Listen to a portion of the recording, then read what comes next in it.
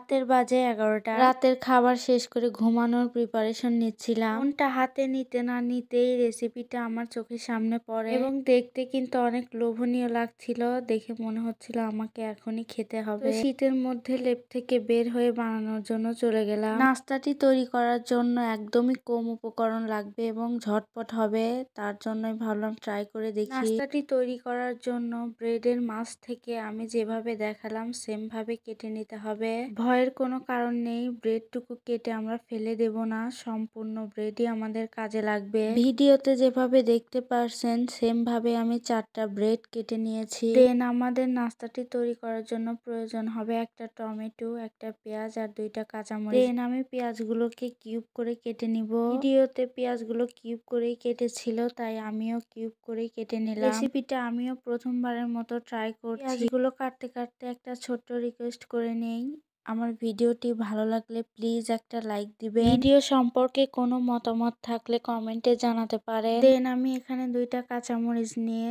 কুচি কুচি করে কেটে নিয়েছি আর এখানে আমি হাফ টমেটো ব্যবহার করেছি। সবগুলো ইনগ্রিডিয়েন্টসই আমি কিউব করে কেটে নিয়েছি। দেন আমি সবগুলো উপকরণগুলোকে কাটা শেষে একটা পাত্রে তুলে নিব। এবার আমি এখানে পরিমাণ মতো লবণ অ্যাড করে দিচ্ছি। দেন আমি এখানে দিয়ে দেব একটা ডিম। ব্যাস, আমাদের এখানে আর কোনো উপকরণের প্রয়োজন নেই। দিয়ে খুব ভালোভাবে মিশিয়ে নেব। দেন একটা প্যানের মধ্যে তেল দিয়ে গরম করে নিব।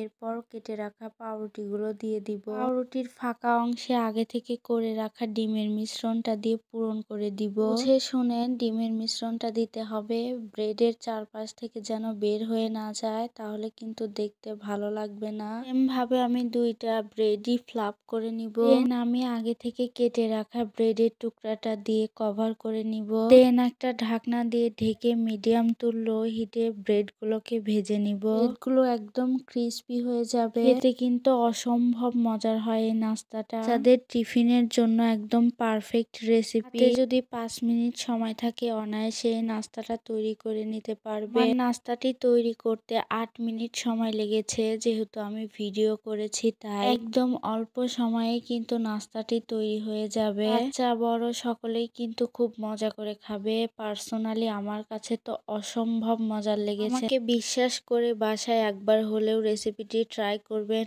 আশা করছি নিরাশ হবেন না। তো কথা বলতে বলতে আমার নাস্তাটি রেডি হয়ে গিয়েছে। দেখতে কিন্তু অনেক বেশি সুন্দর হয়েছে, খেতেও কিন্তু দুর্দান্ত ছিল। আমার খাওয়া দেখেই বুঝতে পারছেন কতটা মজার ছিল নাস্তাটি।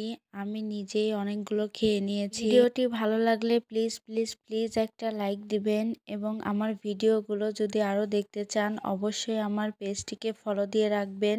ইউটিউব থেকে দেখলে সাবস্ক্রাইব করবেন। আল্লাহ হাফেজ।